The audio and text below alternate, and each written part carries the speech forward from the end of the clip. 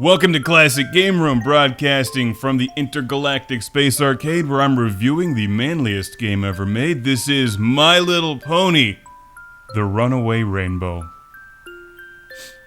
It's always sad when a rainbow runs away. You gotta catch it. Catch that rainbow. Catch it. It helps if you use dynamite and stun the rainbow first, which disorients it, making it easier to catch and shove into a Ziploc. The annual Princess Rainbow Celebration is here. I'm so excited about My Little Pony, a line of toys which has recently seen a resurgence. They date way back to the 80s. With a title that's always confused me, My Little Pony. I don't see any toys called Your Little Pony, which implies they're all mine. My ponies. And it's time to send them back to work in the mines. After you complete a bunch of silly mini-games, of course, this is nothing more than a way to occupy your 4-year-old daughter as you try to get some work done around the house.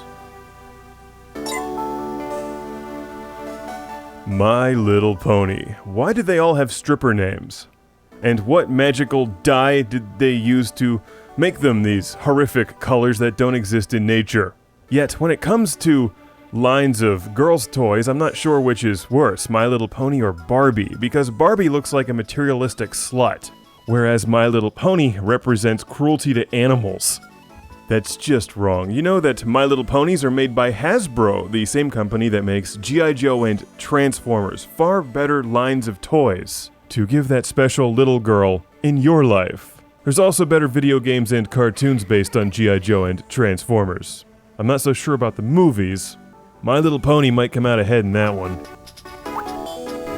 It's a bubble fight! It's a bubble fight! Congratulations, you have slaughtered the opposing pony with giant bubbles. How is that any less violent than stepping on things with Megatron? Hey, it's Cheerilee, who supports her dancing by bartending saddleless on the weekends.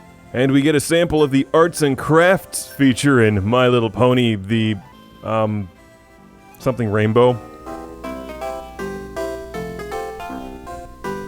This game only exists to give as a gift. In fact, I wouldn't be surprised if it was one of the top-selling video games of all time. Don't laugh at me, I'm being serious, as we watch developers go out of business left and right as they're trying to make the next Me Too M-rated game. It's the kids' games that actually sell.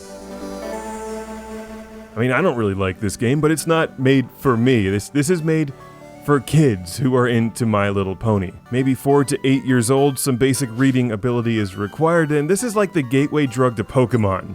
In fact, what they should do is make a game where it's like My Little Pony meets Pokemon meets the Power Rangers meets Ben 10. That would be like the greatest selling game ever. On the plus side, it's got a password system, it's a colorful game with some cheerful music, and it's on the Game Boy Advance, so you can play it anywhere, like on a Neo Geo machine.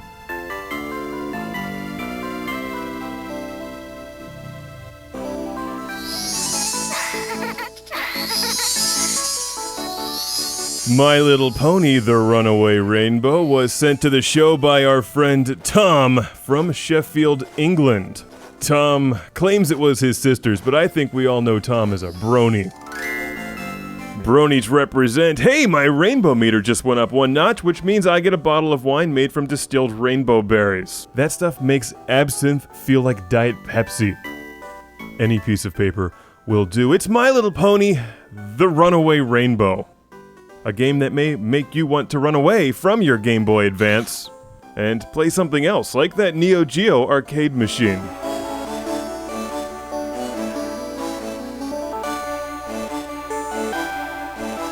Although you have to admit that music goes very well with World Heroes 2. It's My Little Pony, not Your Little Pony. Your Little Pony is currently being held captive in the Cobra Terror Dome. My Little Pony is playing Neo Geo in the other room.